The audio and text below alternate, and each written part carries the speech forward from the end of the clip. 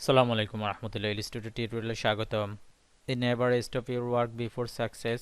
এই এই লেখাটা দিয়ে আমি একটা টাইপোগ্রাফি ডিজাইন করব টি শার্টের জন্য। লাইক আমি এই লেখাটা দেখি কন্ট্রোল সি দিয়ে এভাবে সিলেক্ট করে কপি করলাম, এখানে এনে জাস্ট আমি পেস্ট করলাম। লাইক এভাবে আমি দিয়ে দিলাম। এটার ফন্টটাকে আমি যে লেখাটা বেটার দেখাবে সেটা আমি এখান থেকে দিয়ে দিব। লাইক আমি এই ফন্টটাকে দিয়ে দিলাম। নেভার স্টপ লাইন টুল নিব, এটার নিচে একটা লাইন টুল দিলাম, অ্যারো বাটন চেপে এখান থেকে স্ট্রোকটাকে দিয়ে দিব। ব্ল্যাক এটাকে আমি এই কালারটাকে দিয়ে দিলাম। অবজেক্ট থেকে এক্সপান্ড করব, অবজেক্ট থেকে এক্সপান্ড করলাম, এটাকে এই কালারটাকে দিয়ে দিলাম।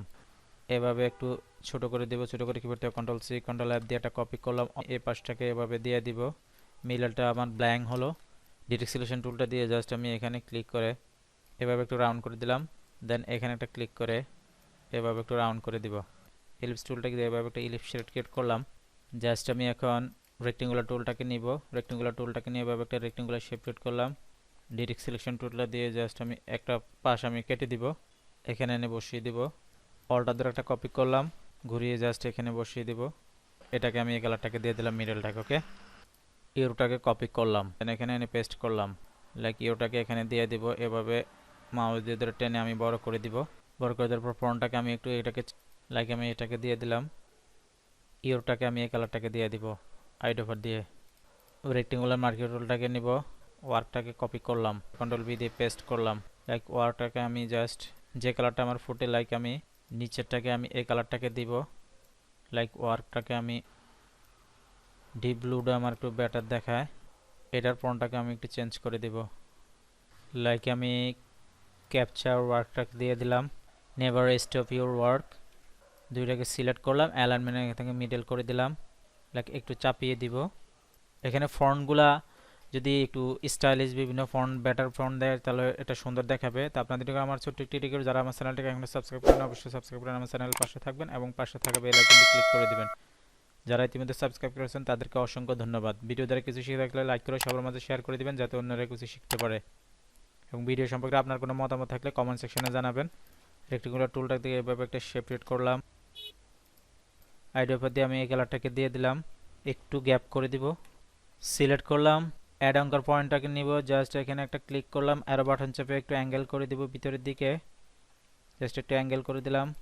কিবোর্ড থেকে কন্ট্রোল সি কন্ট্রোল এফ দিয়ে একটা কপি করলাম, জাস্ট মাউসে রাইট ক্লিক করে ট্রান্সফর্ম থেকে জাস্ট রিফ্লেক্ট করে দিব, ঘুরে গেল, শিপ ধরে এখানে এনে বসিয়ে দিব।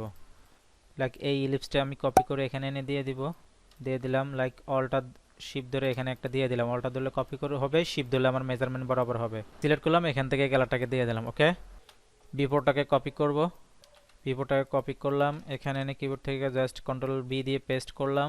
কোনো একটা ফন্ট আমি সিলেক্ট করে দেব, এখান থেকে ফ্রাঙ্কলিন গটেক ডেমোটা দিয়ে দিলাম।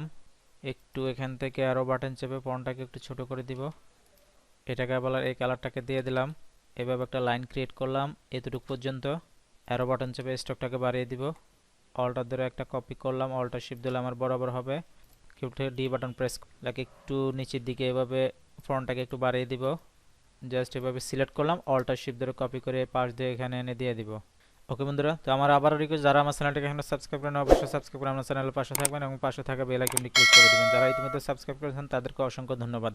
ভিডিও দ্বারা কিছু শিখে থাকলে লাইক করে সবার মাঝে শেয়ার করে দিবেন যাতে অন্যরা কিছু শিখতে পারে। ওকে, জাস্ট আমি এগুলো অবজেক্ট থেকে এক্সপান্ড করব, আইডি উপর দিয়ে কালারটাকে দিয়ে দিলাম। এই ইলিপসগুলোর কালারটাকে আমি ডিপ ব্লুটাকে দিয়ে দিব, যেটা একটু বেটার দেখাবে মেবি।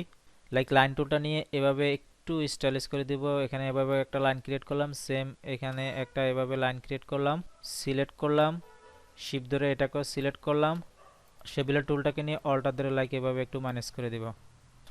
নিচে দিয়ে দিব আমি সাকসেসটা, কিবোর্ড থেকে কন্ট্রোল সি দিয়ে কপি করলাম সিলেক্ট করে, দেন এভাবে আমি এখানে এনে বসিয়ে দিব, এই সাকসেসটা এভাবে এখানে এনে বসিয়ে দিব। লাইক আমি এই ফোনটাকে দিয়ে দিলাম, একটু এভাবে চাপিয়ে দিব। আই থিঙ্ক এগুলার কালারটাকে আমি একটু ডিপ ব্লুটাকে দিয়ে দিলে মেবি বেটার দেখাবে। লাইক এটা এটা আমি দিয়ে দিলাম।